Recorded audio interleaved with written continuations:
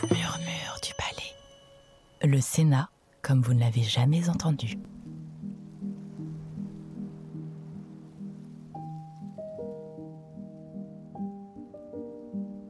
Bonjour chers visiteurs, bienvenue au Jardin du Luxembourg, un écrin de verdure au cœur de la capitale.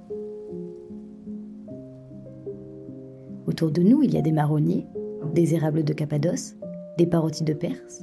La fontaine Médicis berce les amoureux, qui ont fait de ses abords un lieu de rendez-vous galant, à l'ombre des grands arbres. Voici 4 siècles que la fontaine réside dans les jardins du Luxembourg, une bien longue histoire qui débute au XVIIe siècle. Nous sommes en 1610. Henri IV, roi de France, vient de mourir. Devenue régente, Marie de Médicis veut recréer à Paris les palais florentins de son enfance. Elle rêve de grottes, de fontaines, de bassins, de terrasses avec des jeux d'eau. Et pour créer ce lieu féerique, elle s'adresse au jardinier Jacques Boisseau.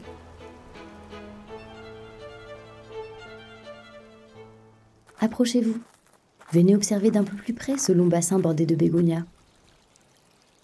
Avez-vous reconnu, sur le fronton de la fontaine, les armes de la France et celles des Médicis ? Juste en dessous, une statue de marbre blanc représente le mythe d'Assis et Galatée, une scène racontée par Ovide dans ses Métamorphoses. Galatée, une nymphe, et Assis, un jeune berger, s'enlacent tendrement.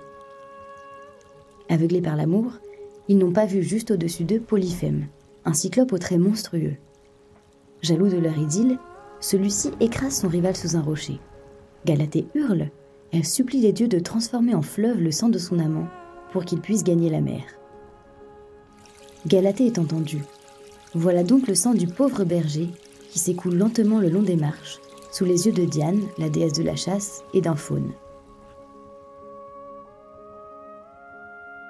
Si vous aimez la mythologie, faites le tour du bassin et laissez-vous surprendre par la fontaine de Leda. Plus discrète, presque dissimulée par les arbres qui l'entourent, elle tourne le dos à celle d'Assis et Galatée. Cette fontaine représente les ébats de Leda et de son amant Jupiter, métamorphosé en cygne. Selon la légende, Jupiter a pris la forme d'un oiseau pour séduire la jeune femme. Et de leur union naîtront 4 personnages dont les noms ne vous sont peut-être pas inconnus. Castor, Pollux, Hélène et Clytemnestre. Avec de telles parures, la fontaine est resplendissante. En 1889, elle est classée monument historique. Cela coulait de source, n'est-ce pas ?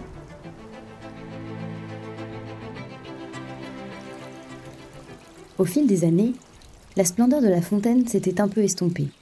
C'est pourquoi le Sénat a pris la décision de la restaurer. Pendant 2 ans, une équipe de restaurateurs, d'électriciens, de maçons et d'horticulteurs l'ont réparée, polie, assainie. Ils ont rénové la statue de bronze de Polyphème en atelier. Et déplacer ce cyclope qui mesure presque 3 mètres et pèse 2 tonnes n'a pas été une mince affaire. Ils ont également restauré les statues d'Assis et de Galatée, du faune et de Diane. De la corniche aux escaliers d'eau en passant par l'évacuation des eaux pluviales, rien n'a échappé au travail minutieux de tous ces artisans.